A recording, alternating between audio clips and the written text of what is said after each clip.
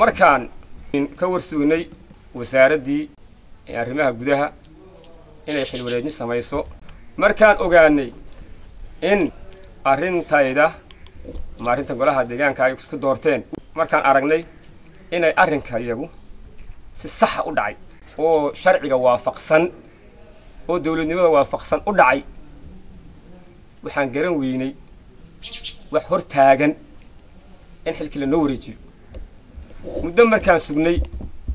la xiriirnay dawladdii wasaaradda arrimaha gudaha la xiriirnay wasiirkii amniga ee halkan amarka soo bixin kala fadhiga noo qabtaan la xiriirnay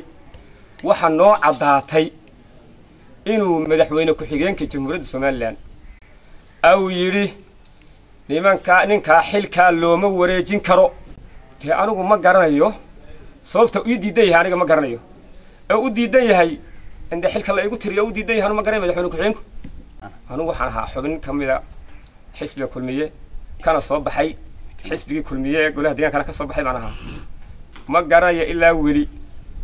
madaxweyne ku-xigeenku sababta uu xil wareejintayda u hor taagan yahay ma garanayo ma qaab dawladeedba ma qaab qabiilba waa maxay ujeedadaas maxay tahay ninku waa madaxweyne ku-xigeenay shaqada madaxweyne ku-xigeenadiisu inuu wato dalka dhan madaxweyne ku-xigeen yahay saylac uma aha madaxweyne ku-xigeen uma aha golaha deegaanka saylac madaxweyne ku-xigeen uma aha sharciga oo isagu ku fadhiyo kursiga ayaa anaga kala lagu doortay maanta imikii haatan laga bilaabo saacada imika anigu waxaan hor fadhiyeynaa xafiiskii la ii doortay degmada saylac aan hor fadhiyeynaa ilaa xilka la ii wareejinayna halka kama kacayno halkaas oo fadhiyeynaa kana tagi mayno ilaa la nagu wareejinay xilka halka kama kacayno kama baxayno wata gooshina soo qaadanay wayna noo taalaa xafiiskaasna shaqayn maayo ilaa cid sharciga loo doortay lagu wareejiyo kursiga lagu wareejiyo ilaa saaka todobaan fadhinaa lama fariir xafiiska shalay ilaa waxaan fadhinay 9kii habeenimo 10kii subaxnimo fadhinay xafiiska lama furin ee wuxuu la dhuudhumanayay waa tuugo iyo sharci darro wuxuu la dhuudhumanayay ma garan maayo maanta wax cusub ku hadlimayno waxaan awalba ku baaqinay bahay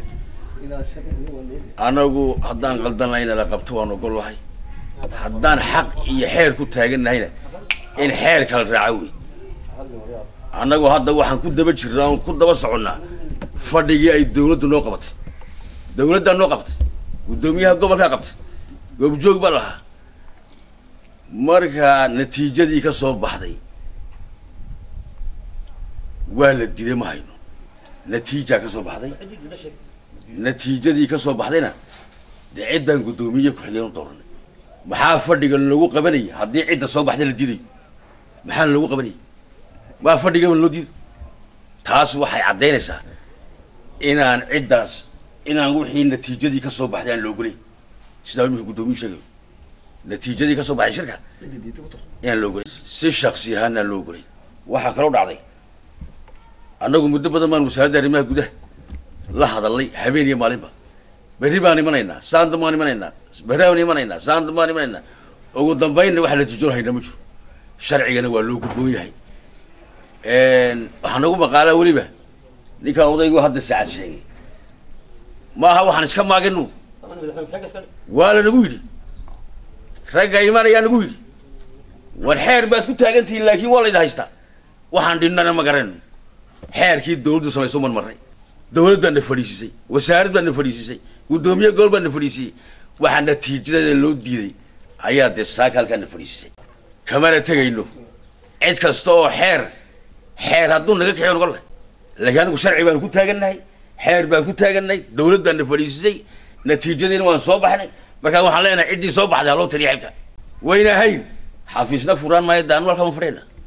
shaqana socon mayso xafiiskuna waa xafiiskaygii markii aan aragnay inaan la noo soo jeedin waxaan garanay